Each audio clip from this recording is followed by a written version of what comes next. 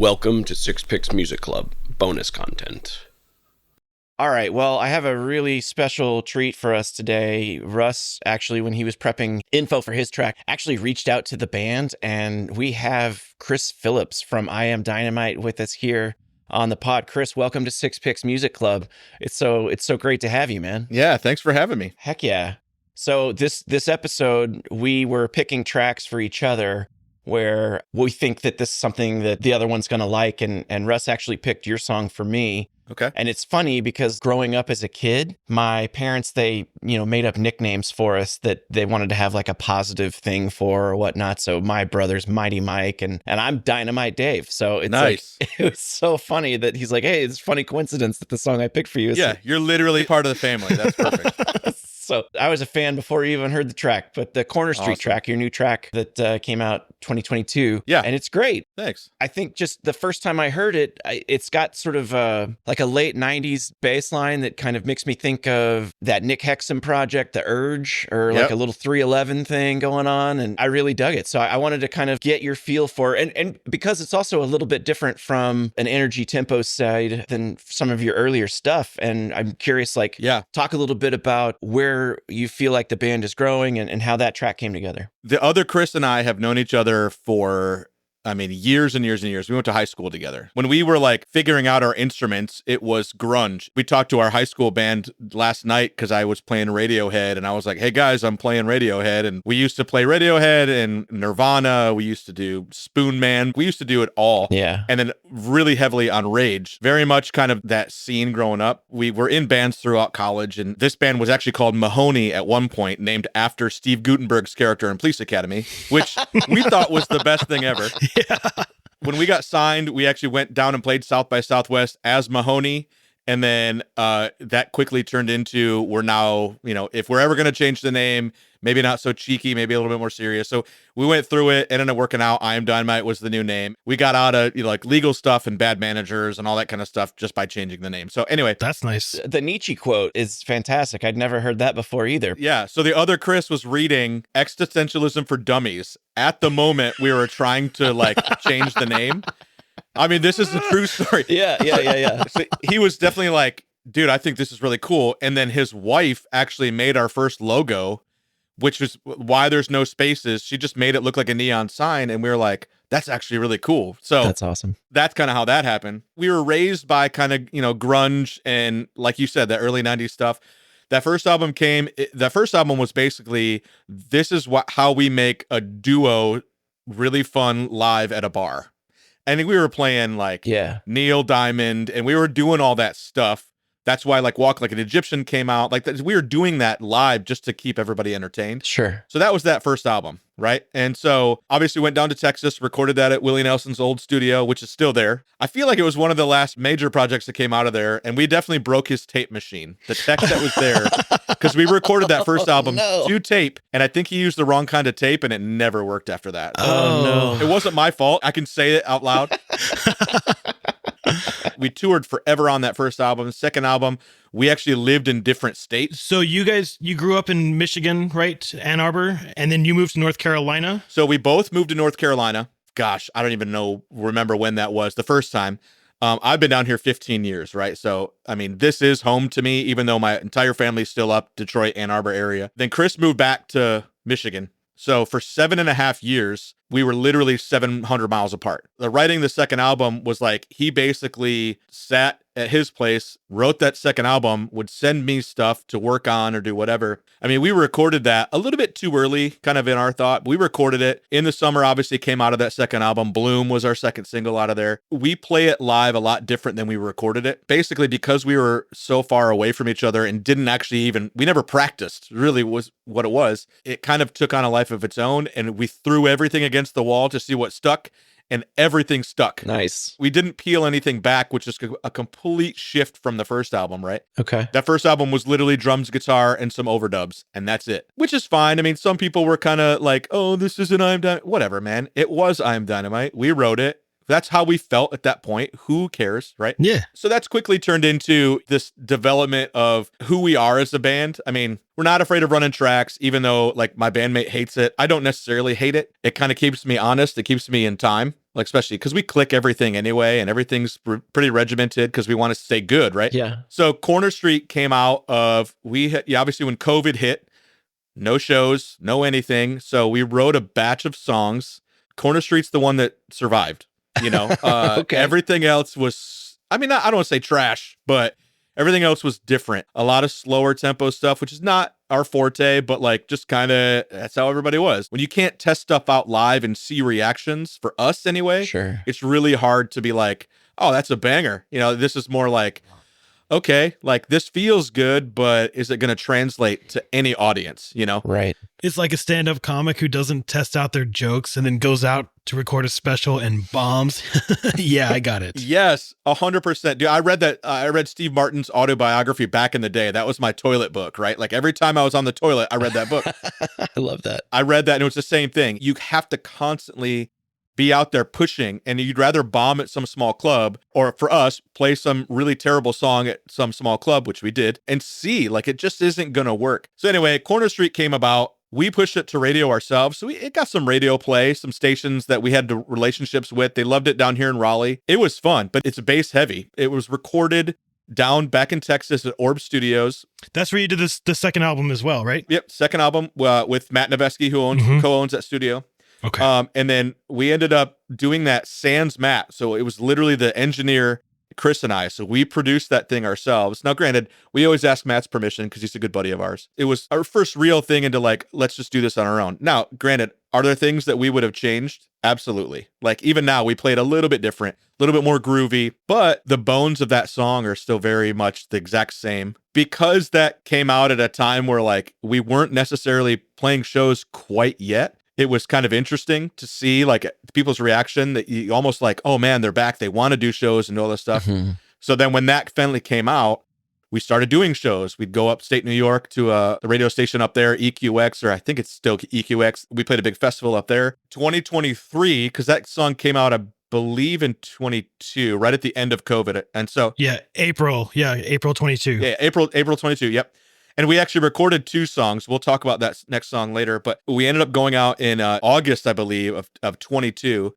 And my foot goes numb driving, not through New York City, but I was like in Jersey. And we're driving the trailer up in gear. And we had our little crew guy. And we're doing this thing. And my foot goes numb. And I'm like, I didn't say anything to anybody. And I'm like, oh, okay. And I had been dealing with a little injury.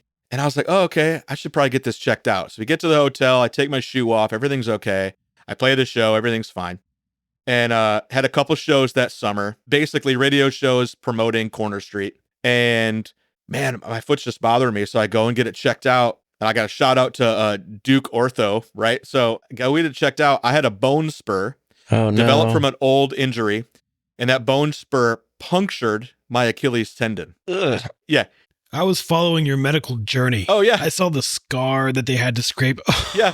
Oh, man. Oh, dude. Yeah. I mean, it was, so everyone says, like, obviously with Aaron Rodgers doing his crap, like totally faking his injury on the Jets, everyone's like, dude, he's walking like 3 weeks later. Well, I didn't rupture my Achilles. I had a bone spur growth right straight through it and like working its way out of my skin. Anyway, what they did is they went in, they cut the back of my heel, they cut my Achilles up and down, and then reshaped my entire heel bone, and then put it all back together. So I could not put any weight on it for 8 to 10 weeks, right? So I was in a cast, I was in all this stuff. So clearly, end of 2022, actually surgery was March 3rd, 2023.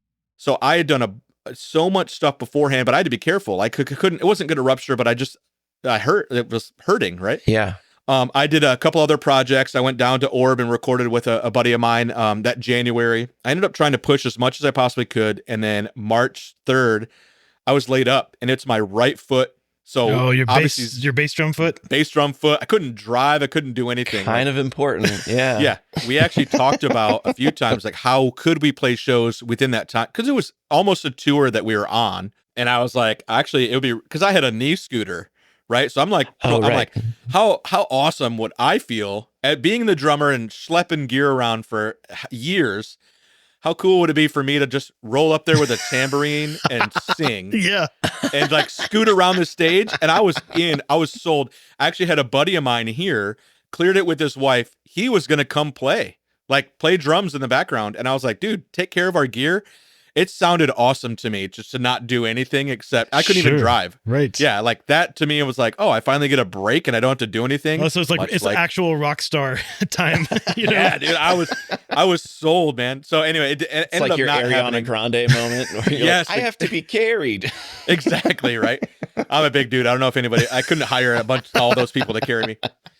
But anyway, so yeah, so it didn't end up working out, obviously, but yeah, then all this happened, did my rehab, finally was able to start playing, and as I was able to start playing, and we were about to do a local show, my bandmate Chris, they ended up having baby number 2. By this time, it's already August. We had to cancel the local show, which we hate doing anything. We hate canceling shows. We've played 2 local shows just to test some waters, all new songs, and Corner Street.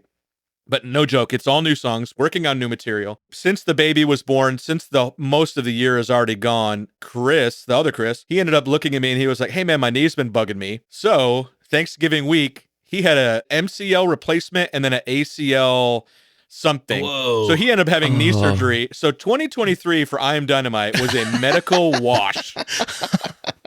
So it kind of sucked because yes, we had a little bit of like momentum going with Corner Street. Yeah. But it's better that we had a song, we got it out there. And we know, man, in today's world, you got to get stuff out. We get it, but like, what are we supposed to do when I physically can't play? We'll hit it hard in 2024. And we've been working since then. I mean, really when we could start playing, even with his knee surgery, he did a show in Charlotte, North Carolina, where he had to sit and he had a knee brace. I wasn't 100%. So I'm still like holding his amp and I'm sitting there like, okay, got to like take like 25 steps, put the amp down, stretch my ankle, keep it going. And he can't do anything. So it was a nightmare, but it was, we ended up making it through. But yeah, that's kind of where we're at right now. But new songs are coming. Corner Street is still on that set list. But yeah, it's very much, it sucks that it's been taking so long, but when you can't physically play, Yeah. and it's not even a mental health thing with us. It was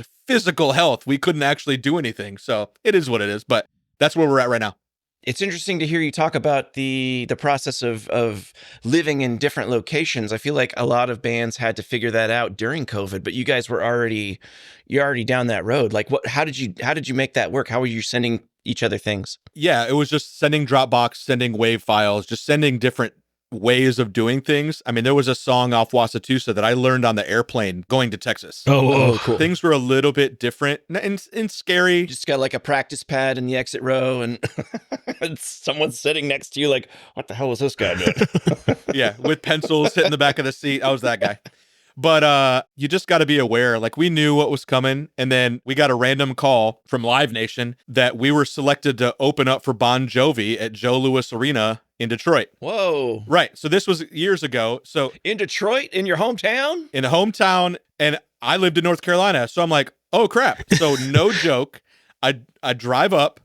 We did one like kind of rehearsal and then one vocal rehearsal and then went and played in front of 12,000 people. Dang. It was not a comfortable feeling, but we did good. And then a year after that, this is all pre-COVID, a year after that, we're down here in Raleigh. Chris had since moved back down to Raleigh. Chris and his wife, they live in Durham. And so we were like practiced up, ready to go. And we're like, oh man. So I tease sometimes that John Bon Jovi himself, saved this band from just not breaking up, but just being like, hey man, it was a good run. Yeah. We ended up doing that thing in Detroit. And he was like, this is stupid. If I want this band to work, I cannot live in Michigan while you live in North Carolina. So it was like, and my wife, like her job brought us down here. So it's not like I'm moving back, Right. Plus I don't like snow. I hear that. We live in Texas, so. Yeah, exactly. Yeah. When it snows, it's like, oh God, what did we do? They shut everything down. Yeah. Yes. Everything shuts down. Yeah. Somebody sacrificed a goat. Right. As a drummer and a singer, a vocalist, I feel like that's a really challenging thing. There's not a lot of drummer singers out there. So Levon Helm's a great example of a singer drummer. Who are some other drummers that are great vocalists in your Hall of Fame? I mean, Phil Collins, Obviously. People don't realize Phil Collins was an amazing drummer. He was Genesis drummer and then took over the vocals. So like, it's not all just Tarzan soundtrack for Phil Collins. You know what I mean? So, but yeah, they like going into the dad space with the Tarzan soundtrack reference. Although, man, you listen to that soundtrack and you're like, as a drummer, you're like, that slaps. Yeah. Okay. I get it. He's in the pocket. That's good. Levon being one of them. If that's something to strive for, just his groove in general, while being able to lead. But I mean, it's just something that naturally just kind of happened. Both my parents were vocalists, instrumentalists. I'm a weirdo. I have a music degree. So like I did all my theory. I did this, like I had a class at 7:50 in the morning in college called oral harmony, where it was like, play this note, sing a third above it. Oh, wow. Yeah. I had to work on all this stuff on top of, learning jazz and Latin and all this other drum stuff. So it just kind of happens. I think about the drum parts first. Okay. And then when they're done, all I think about is singing. When I'm playing live or doing whatever, if you see me with my eyes closed, it's because I'm trying to sing the right notes. I could care less of what's happening on the drums, right? You know where the kid is. I can hit that. I know where the kid is. I hear the click. I know what the tempo is, but like, it's more of I'm only trying to sing right, because that's not what I'm best at. I'm better at drums. It's the same thing. I've watched, things with Phil Collins. He's not a singer that plays drums. He's a drummer that just happens to sing okay. It's kind of that same thing. There's a video of him doing In the Air Tonight where he's just like walking around the stage real slow, like as he's singing the intro part, and then he gets up and it's just like such an anticipatory thing when he finally sits down at the kit and then just like blasts into that drum hit. It's awesome. There's definitely times live that he has made that so dramatic where he like steps on the kit and just kind of goes, looks around. And then does the ready? Phil. You want it? You want it enough? I'll give it to you. And exactly. Then, bam. No, that's awesome. So talking about how you guys write music, do you write together? Do lyrics come first? Does music come first? What's y'all's? Lyrics are always last. That's a Chris Martin thing. There's definitely been times where songs come really fast. He usually starts with the idea. There's been a few times where like I'll come up with a beat, and that kind of shifts things. Oh, yeah. Very few times. It really starts with an idea in Chris's head. Clearly, why Wasatusa took a long time and why it wasn't as good as the first album is because we were not together. We did not rehearse together, write together. We didn't do any of that. That is a, picture perfect example of why writing together is more important. And so lyrics are always kind of weird. And if I come up with lyrics, Chris will say, dude, if you want those lyrics to be said, then you sing them. So I leave that to him, unless I have a strong opinion about something, but I leave that to him. And then we definitely bounce ideas, especially now. We bounce ideas back and forth. So the writing process, even though slow as it is, there is something to be said about starting with an idea and then finishing it together for sure. I know you and Chris were in some other bands kind of growing up together. Is that right? I read that on the internet. I don't know if that's right. Yeah, we've been in a lot of bands together. So yeah, we started in a band called Lodestone, which was two other guys from high school. One's like a doctor and one's a teacher. So they got careers and, we're the poor musicians. But yeah, still keep in touch with those guys. We had a rapper too, which is, because rap rock was the thing at one point. And then we need a DJ, homie. We had a thing called the Squadron, which was like four other guys, and we would do stupid things. We literally covered Nookie one time. Oh yeah. But yeah, it was like, back in the day. And then we had another band. Sometimes it was a trio, sometimes there was four guys. Another band called Median. We were like we were good sometimes. And then other times we just weren't good and the songs weren't good. So in between all this stuff, obviously college happened. We didn't really play in college, but we've known each other so long. We were friends. You were honing your craft. You were learning about harmonic dissonance. Exactly. And so then it ended up, as the one band dissolved after college, then it was like we both taught. So we taught at the same school in Ann Arbor. And then we were in obviously started kind of this band. We had some other friends that we'd play with. One of our guys named Stefan, he ended up coming to play with us for a little bit. And it was that duo worked out. We wrote everything together. Everything was 50-50. It was just easy, right? Yeah. So we've learned that going along. And then obviously that took shape and, here we are years later, like, oh, that ended up working out kind of nice. So our mutual love for Steve Guttenberg has created this whole new life. You know, there are definitely times where like, God, like our flyers used to be just a picture of Steve Guttenberg. And nice. then the date and time of the show. That's it was awesome. perfect. We just blasted around like old school, like put up flyers on all the light poles. We just do it to get people to the shows. And it was like, gosh, there was times where it was like, we should have just stuck to Mahoney. That's like funny. That's good marketing.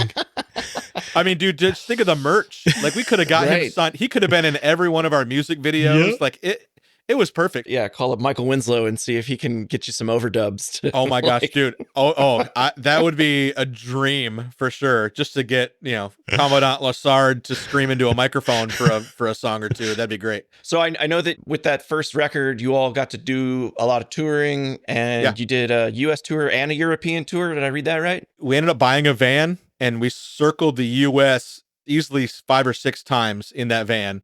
And then up and down East Coast, more than that. Yeah. We did Europe a couple times. The first time, our first big tour was with our buddies, Blue October.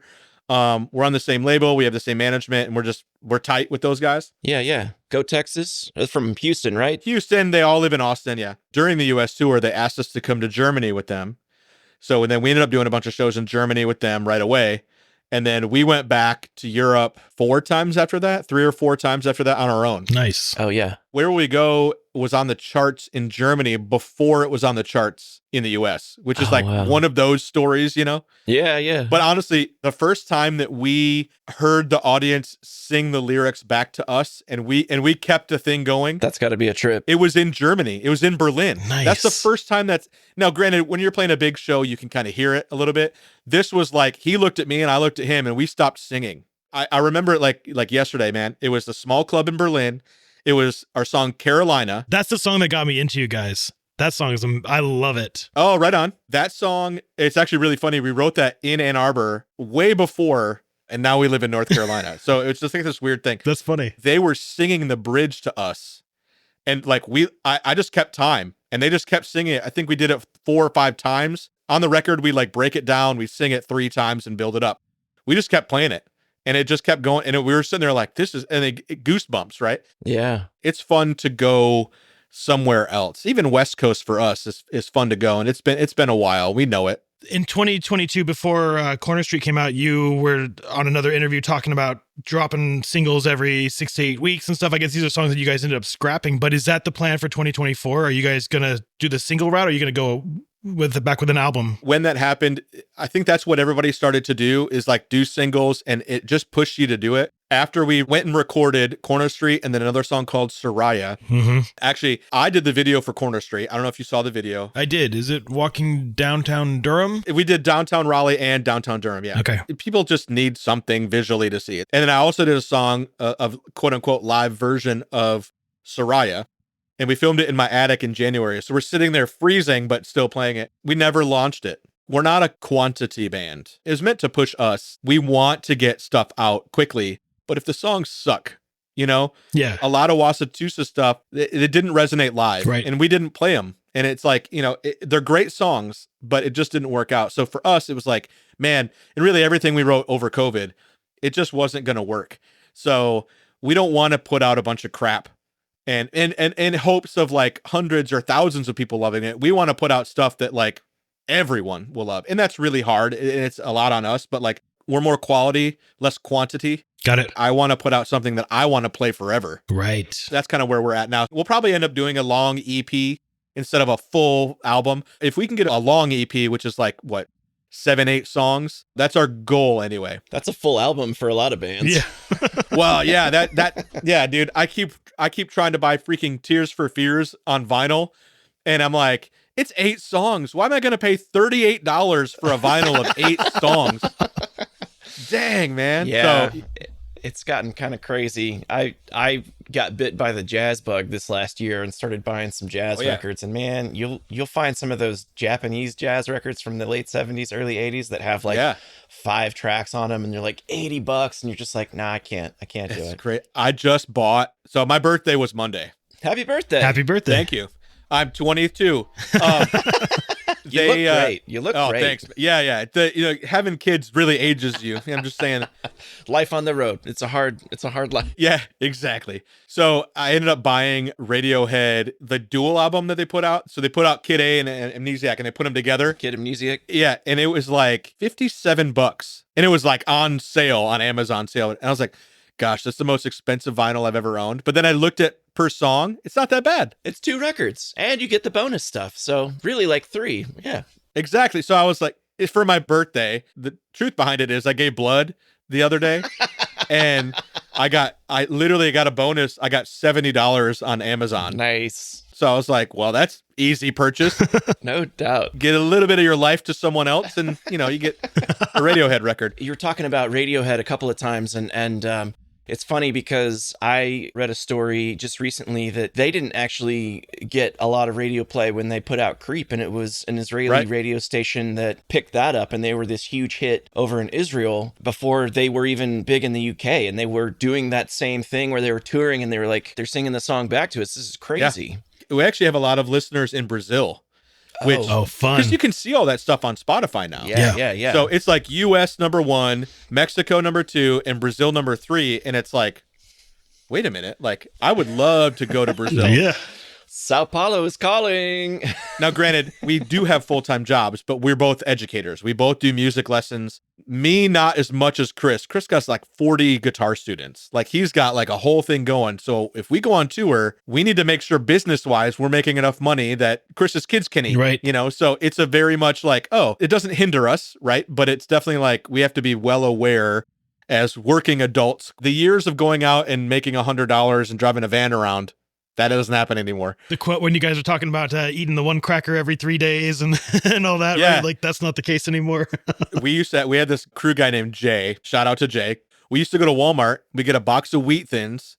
And if we're doing good, we got a real Wheat Thins. If not, we got the great value Wheat Thins. And we'd get cans of tuna. Yeah. So the first official like band purchase, like the band actually paid for it, was a can opener.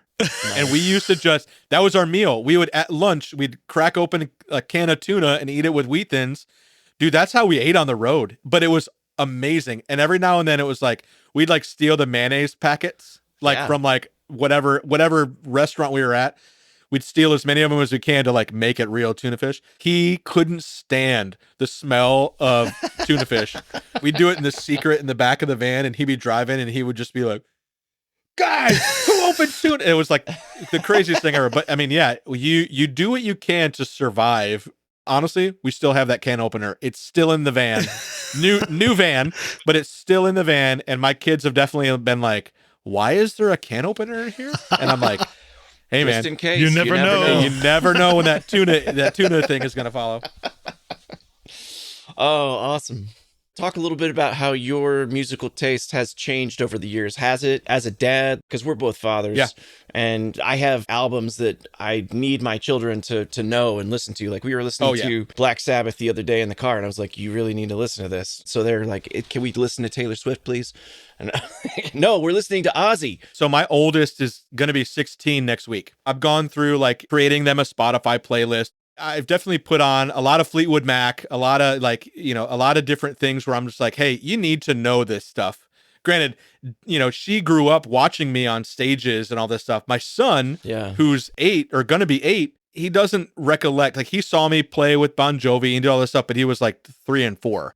So he sees the old pictures. He doesn't get it. So like my daughters saw me play on stages, saw this music kind of happen at that time. They like it. And clearly my studio is in the house, right? So he knows I play drums. He sees all the pictures. He hears the albums. Like, he understands. But this might be a controversial hot take, but like, bring it. Disney and DreamWorks, like all the animated stuff, like Soul, for instance. Like, dude, Trent Reznor did Soul. Yeah. That allowed me to be like, hey, check this out. Here's 9 Inch Nails. Yeah. Frozen 2. Like, the dude from Panic at the Disco sang it. Yeah. Right? Yeah. Right. Yeah. What my kids freaking loved was I turned, and I'm not going to do it because I'll peek the mic out. I turned the like whatever that thing was into Brush Your Teeth. So at night, I'm like in my entrance and my kids are fighting me about going to bed, and I'm just saying, brush your teeth. And like the fact that dad can hit it and they just eyes get big and they're like, oh, okay. Like That's awesome. I feel like they've allowed things. It's not just artists doing it because the kids grew up in the generation of musical soundtracks again, even though they're redone. Like, dude, I'm a weirdo, right? I love Beauty and the Beast, but the Peebo Bryson version, dude, Peebo Bryson is the man, right? Like, Yeah. if you listen to any of that stuff, all the old stuff, like that's when it was cool. I loved that. Now, granted, yeah, I also lived through Let It Go. I lived through listening to that song 35 times a day. Yes. Because again, I had daughters. Yep. I mean, it's on the radio. Like, and when it's on the radio, I usually tend to sing it at the top of my lungs just to avoid listening to the whole song, because then the girls are like, all right, dad, we get it. And they'll change the channel. I remember at the time when Spotify started doing the rap, like, here are your top 100 songs, and Let It Go was my number one. I'm like, oh, that hurts me so badly. I know, right? I tried to listen to anything else to like make that algorithm change, but I had basically one in high school, one in middle school, one in elementary school. It does range, but I want to make sure if I'm cool enough to curate some of their musical tastes, by all means I will. Like, I want them to listen to freaking Birdland by Buddy Rich. Like, I want that. So, you know, they might not like it. Like, no joke, yesterday, we keep saying Radiohead, but I'm on this Radiohead kick right now. I was listening to that album and like doing the dishes, and my daughter comes in and she goes, ew, dad, what is this? And I was like, you've got to be kidding me. You do not in this house. Yeah, I was like, shut up and listen. And she doesn't get it quite yet, and she might, but she has not in college yet. Once she's in college, I feel like her musical world will open up quite a bit. Oh, yeah. Last question I have, a song that you love that you wish you wrote. Is there one? Just to stick with the funny theme that we've carried on for years. I mean, no joke. If you go back to interviews that we've done, back in the day, Chris would make fun of me because I went to an Edwin McCain concert. Now, granted, my buddy works security, so I could go to concerts for free. But I liked Edwin McCain. I thought it was a good show. Now, granted, that does not fit with what we create or what we do. But, dude, if I could have written I'll Be, holy crap, I'd be in a different spot. You know what I mean? Yeah. I say the answer as a joke, but I also mean it very seriously. If there was a song like that was on freaking Dawson's Creek and like making millions of dollars and had billion streams, yeah, I'll take I'll Be all day. Yeah. And so we actually played a show. It was in Harrisburg, Pennsylvania at a brewery. And it was like the last night. We were coming back to Raleigh after that. It was raining. We were just like, oh, it's that last day of like our little tour. And no joke, they had a small room and a big room. The small room, Edwin McCain was playing acoustic. What? The big room was us. And we're like, it was a nightmare for Chris Martin. It was a dream come true for me. In some ways, like I was like, gosh, it's really funny to have this Edwin McCain love. You know what I mean? Yeah. I don't listen to like any other music like that except for him. He's from South Carolina, so I've definitely reached out to him. I invited him to my like birthday party 10 years ago. Yeah. I never heard from anything, but I thought that would have been hilarious. I'm Facebook friends with his drummer. I say that makes me sound old. I don't use Facebook anymore, but I'm Facebook friends with his drummer. I'm not saying that I'll Be is the greatest song in the world, but dude, that put him into a different space. Yeah. You know, as an artist, as a creator, as a creative than any other songs. Edwin McCain to me is not I'll Be. The other stuff is way better, but gosh, if I had an I'll Be, that's cool. I'll be in a different position. Yeah, no doubt. I mean, I think that's something that's as a creative, a really powerful driver is to like be able to share something with, you know, as many people as possible. So, I mean, that totally checks out for me. I totally get that. I have one quick thing. This is kind of a history question for you, but sure. I believe I read you were talking about when you tour with bigger bands, you get to know the crew, but never the other bands. But when you tour with smaller bands, do you end up hanging out with them? Because I saw you guys toured with the Virgin Marys, which I love, and I am dying that I did not get to see that show going on between you and Virgin Marys. It would just be electric, I think. We still talk to those guys. Oh, that's awesome. I love those guys. So I love to keep the relationships. So, I mean, the Third Eye Blind guys, I still talk to a couple of those guys when they're in town. I see them. Obviously, the Blue October guys, the Sum 41 guys, I still see them. I talk to Cone, not regularly, but like probably once a year, we'll reach out and talk. But yeah, we definitely need to get to know the crew guys because they're out there while we're playing. Right. That's the one thing. Even when we did Bon Jovi, yeah, we met Bon Jovi and then he remembered us when we played in Raleigh. But the crew guys, when we showed up, they were like, you guys, blah, blah, blah. Like they knew exactly who we were. So it's like, as the opening band or whatever, you get that sense of like these guys, the fact that you don't suck helps out a lot, right? Right. But like, yeah, we keep in touch quite a bit, but like the Virgin Mary guys, man, those guys, that was their first time in the US. So like watching them drive through Iowa and just be like, what is this land of corn? Like, but yeah, dude, we keep in touch with those guys. They've gone through all kinds of different things. They just did a reunion show with their bass player, Matt, that we knew. Like, it was so cool, man, to see their arc and see their progression and just listen to their music develop. But yeah, we try to keep in touch with as many people as possible. But like, I'm the relationships guy, man. Even with drum gear and you guys, it's like, I'd rather know people. It's so cool that I have friends all over the world. That's amazing. From the band, like that's cool to me. That's awesome. That's really, really rad. Well, Chris, we can't thank you enough for joining us today. Oh, yeah. Thanks for having me, man. And being a guest on this pod, man. It's been such a fun thing to get to do with my friends, to just talk about music and talk about this thing that, is part of our lives every day and just as listeners, and I can't imagine getting to do that as a job. It sounds fascinating and like a dream come true. I wish I was down there and we could have just done it in person. That'd have been cool. That'd be great. Well, next time you guys are out on the road and come through Austin, please hit us up because we would love to come see your show. We'd love to come hang out. We'd do a follow-up of this. I know, man. We keep saying we need to get down there. We never did Wasatusa songs down there. Wow. We need to get down there and I mean even just play stubs, man, and just go out and do it. Like that'd be rad. That'd be fun. We haven't done that in a long time. Heck yeah. Well, that's awesome. Thanks again so much, and we'll see you down the road, man. Play it loud and keep jamming. All right, guys. Okay, thanks, Chris. All right, man. Yep. Have a great weekend. You too. Bye. We'll see ya.